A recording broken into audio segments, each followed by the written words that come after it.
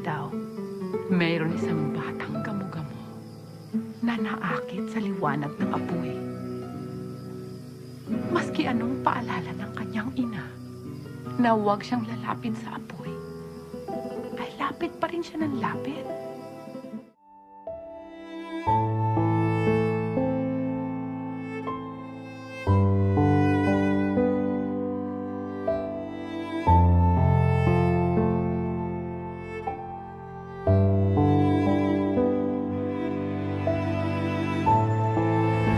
Pagtawanan niyo ako ngayon.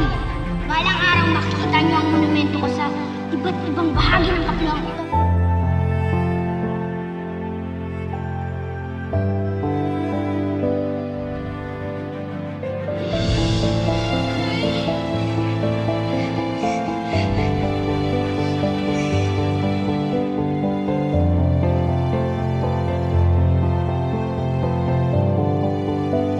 Muling lusang para sa panganak ang ating pagkikita.